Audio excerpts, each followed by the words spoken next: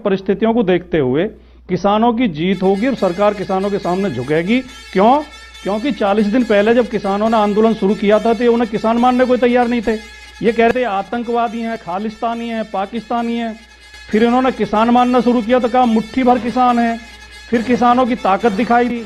अब आज कम से कम इस स्थिति में तो आ गए हैं कि ट्रैक्टर को ट्रैक्टर मान रहे हैं, उन्हें पाकिस्तान के टैंक नहीं बता रहे।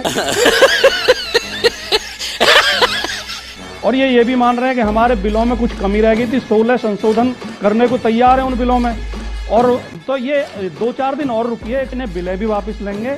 लेकिन इनके साथ वो हाल होगा कि वो चोर जो एक कोतवाली में पकड़ के लाया गया था, तो थानेदार ने कहा कि या तो 10 प्याज खा लो या 10 जूते लगवा लो।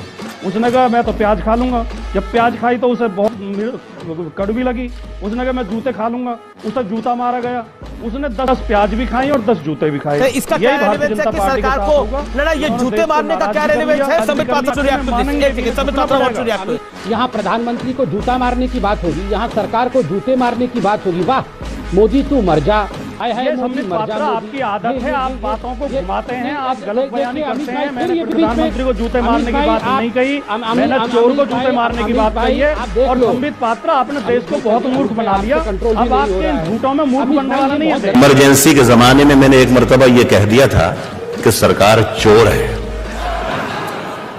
तो दूसरे दिन पुलिस स्टेशन पर मुझे बुला लिया गया। अफसर ने मुझसे पूछा कि आपने रात मुशायरे में ये कहा है कि सरकार चोर है। मैंने कहा जी हाँ, ये तो कहा है कि सरकार चोर है, लेकिन ये नहीं कहा कि हिंदुस्तान की सरकार चोर है, कि पाकिस्तान की सरकार चोर है, या अमेरिका की सरकार चोर है, या बरतानिया की सरकार चोर है। तो वो अफसर ने मुझे देख के अफसर मुस्कुराया और कहा कि अच्छा आप हमें बेवकूफ भी समझते हैं, क्या हमें मालूम नहीं कि सरकार कहाँ की चोर है? राजकुमार भाटी, आपने जो बोला वो जनता ने भी सुना। राजकुमार भाटी जो आपने बोला, संबित पात्रा ये मनोरंजक रुकना पड़ेगा आपको। राजकुमार भाटी आपने जो बोला वो जनता ने भी सुना।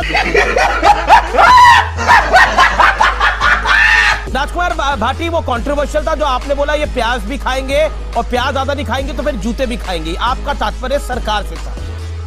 देखिए, अगर आपको मुहावरों को समझने की तमीज नहीं है तो ये इनकी संबित पात्रा की समस्या, मेरी समस्या नहीं है। अगर इन्हें हिंदी के मुहावरे कहावतें लोगों को समझ में नहीं आती तो ये संबित पात्रा की समस्या, मेरी समस्या नहीं है।